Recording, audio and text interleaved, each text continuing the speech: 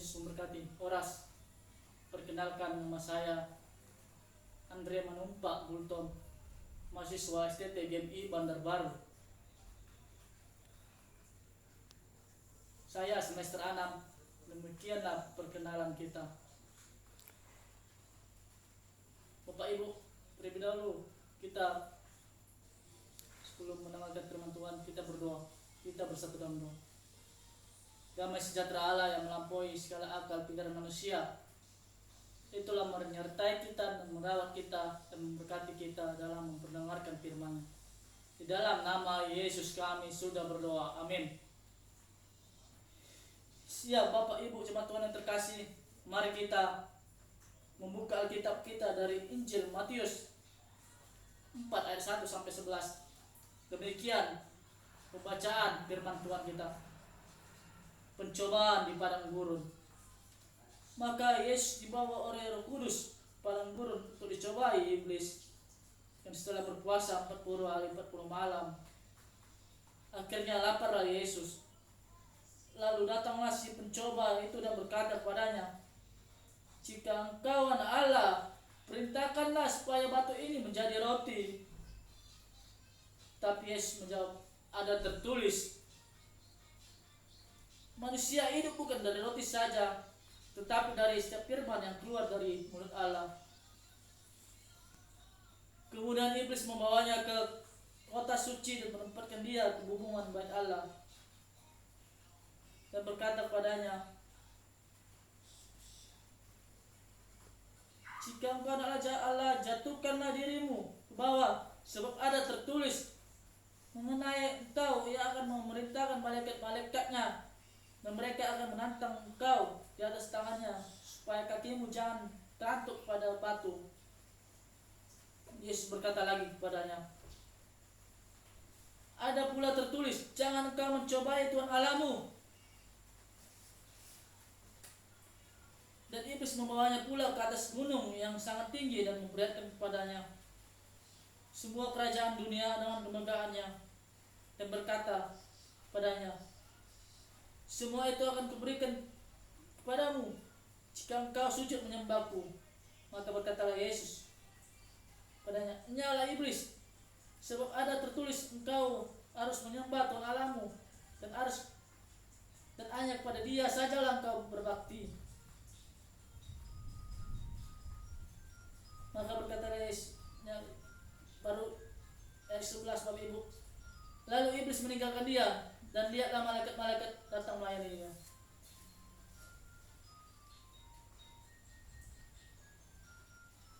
Ya Bapak Ibu jemaat Tuhan terkasih, saya mengambil tema pencobaan berat selalu menghampiri kita.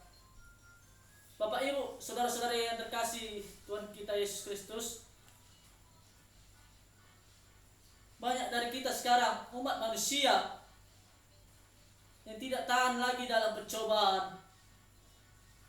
Dalam hidup kita sekarang ini, ketika kita dicobai sama si iblis atau yang terjadi kesusahan dalam hidup kita, misalkan ada permasalahan, kita langsung tidak percaya kepada Yesus Kristus, ataupun kita marah kepada Tuhan ketika mengalami pencobaan yang terjadi dalam hidup kita. Ya Bapak Ibu jemaat Tuhan terkasih, saya memberi kesaksian sedikit.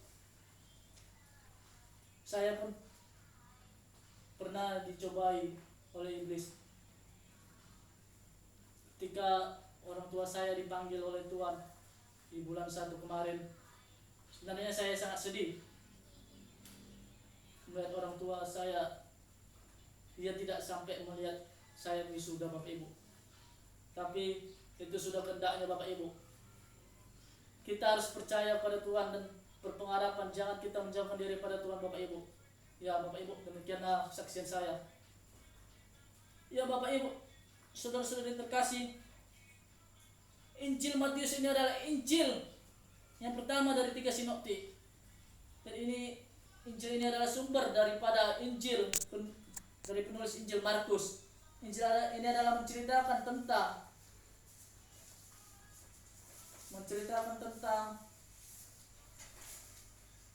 kerajaan Allah pada saat itu melalui Yesus Kristus. Ya, Bapak Ibu jemaat Tuhan terkasih, dalam pasal 1 teks ini mengajarkan kita supaya tetap tahan terhadap pencobaan yang dilakukan, pencobaan yang sangat berat. Seperti saya tadi, ketika orang tua saya dipanggil, kira orang tua saya ini, bapak kami ini, bisa lah melihat saya wisuda. Saya pun merasa sangat sedih, tapi bagaimana, karena situ sudah kehendak Tuhan dan kehendaknya. Dan kita janganlah berpengharapan dengan duniawi ini. Percayalah pada Tuhan Yesus, karena pencobaan-pencobaan kita bukan adalah pencobaan-pencobaan yang biasa. Seperti Tuhan Yesus, pencobaan yang berat. Ya Bapak Ibu, jemaat Tuhan yang terkasih, dalam pasal 2 Injil Matius ini ingin menceritakan tentang berpuasa. Dia berpuasa pada 40 hari, 40 malam, Bapak Ibu, jemaat Tuhan yang terkasih. Coba kita bayangkan bagaimana kita berpuasa dalam hal itu. Pasti sudah kelaparan, bukan? Injil ini mengajarkan kita berpuasa. Bagaimana manfaat kita berpuasa? Manfaat kita berpuasa adalah untuk menjauhkan kita dari dosa, untuk menghindari perbuatan duniawi ini, Bapak Ibu. Tapi walaupun kita berpuasa, Yesus menghentikan kita dalam berpuasa, Bapak Ibu, saudara-saudara terkasih.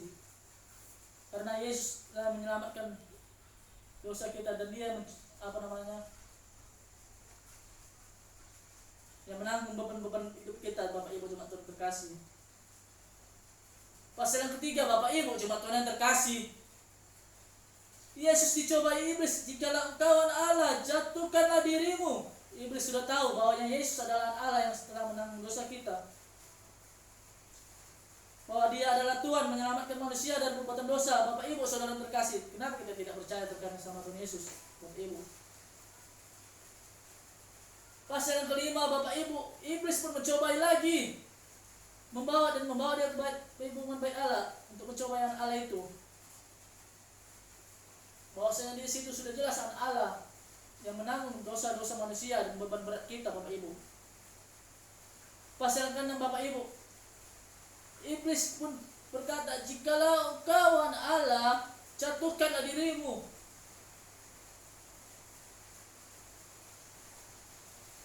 Mengapa kita tidak beriman ketika kita mengalami percobaan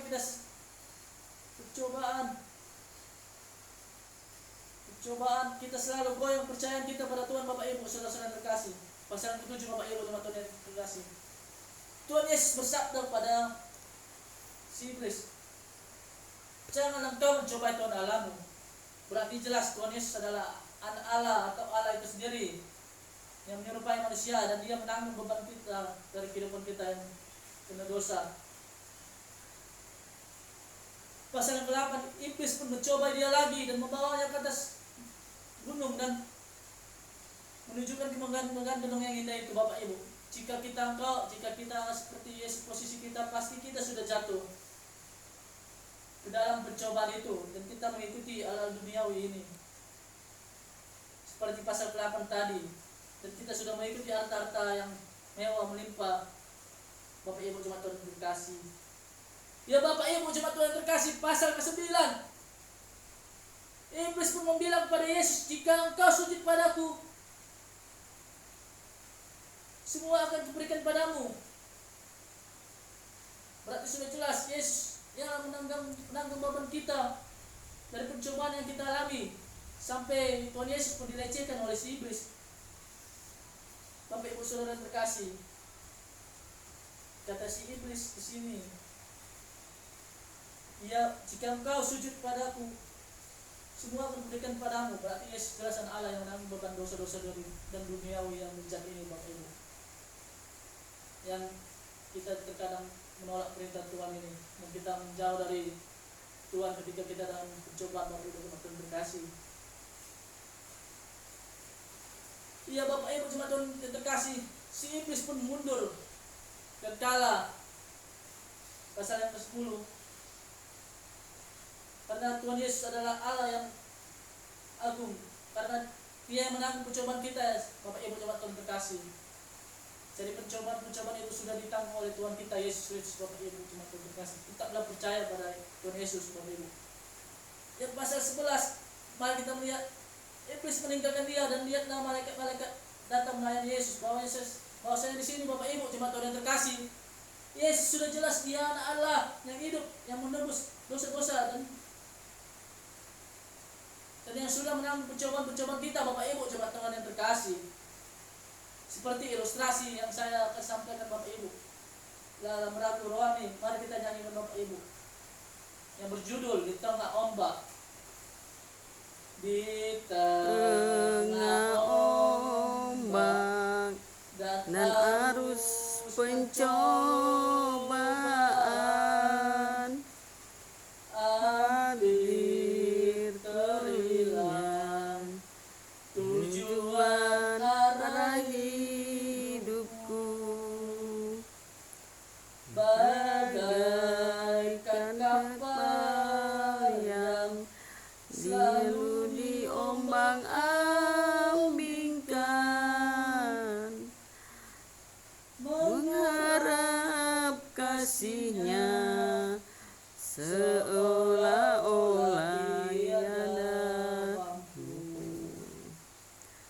Yesus perhatikan kehidupan tiap orang yang bisa dibetulkan dengan penuh kasih sayang.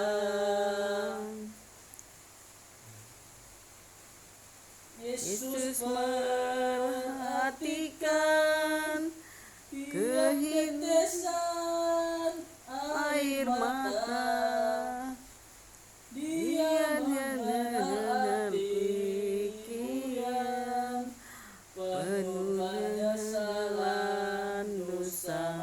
Sekali lagi Bapak Ibu. Di tengah ombak dan arus pencobaan,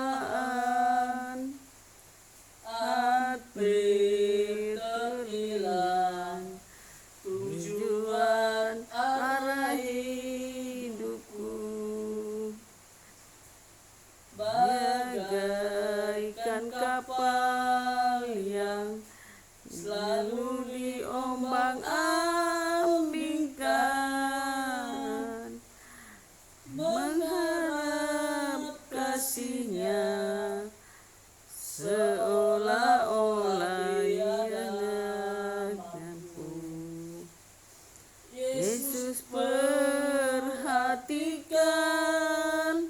kehidupan tiap orang yang sudah bisa dibetulkan dengan penuh kasih sayang. Yesus perhatikan tiap tetesan air mata, Dia mengenal hatimu yang penuh penyesalan dosa. Ya Bapak Ibu jemaat terkasih, terkadang hidup kita ini selalu penuh dengan pencobaan, dan kita pun pernah juga berbuat dosa Bapak Ibu. Tapi ingatlah Yesus yang menanggung pencobaan-pencobaan itu bagi kita dan menembus dosa-dosa kita Bapak Ibu. Ya Bapak Ibu saudara-saudara yang terkasih, refleksi yang bisa kita lakukan, hendaklah beriman kepada Yesus walaupun persoalan yang terjadi dalam kehidupan kita ataupun pencobaan-pencobaan yang selalu kita hadapi semakin berat. Karena Tuhan Yesus yang menanggung beban atau pencobaan yang kita itu atau yang semakin berat dalam kehidupan kita, seperti Injil Matius tadi, bahwasanya Yesus yang menanggung pencobaan kita atau dosa kita. Kita harus berpengharapan kepada Dia Bapak Ibu, dan beriman atau melakukan puasa untuk menghindari kita dari dosa-dosa duniawi ini Bapak Ibu jemaat Tuhan yang terkasih, atau perbuatan buruk pada sesama kita atau perbuatan kita dengan dosa gereja kita. Bapak Ibu saudara terkasih, itulah dari refleksi kita. Hendaklah kita harus berpengharapan pada Tuhan Bapak Ibu, karena pencobaan-pencobaan yang kamu alami bukan pencobaan yang berat seperti aku bilang Tuhan Yesus. Karena Yesus yang menanggung percobaan kita Bapak Ibu. Jadi kita harus percaya pada Tuhan Yesus dan mengakui pertobatan kita. Dan hendaklah kita berpengharapan kepada Dia, karena Tuhan Yesus yang menanggung beban hidup kita ini Bapak Ibu. Dan karena Dialah Dia yang menanggung dosa-dosa kita Bapak Ibu, dan Dia menanggung beban kita Bapak Ibu. Amin. Kita bersatu dalam doa. Ya Tuhan, kami bersyukur ya Tuhan atas hidup kami Tuhan. Engkau telah menanggung beban kami selama ini Tuhan, dan menebus dosa-dosa kami ya Tuhan. Ya Tuhan, berkati juga lah firman kami tadi Tuhan, supaya kami tak percaya dan pengharapan kepada-Mu saja ya Tuhan.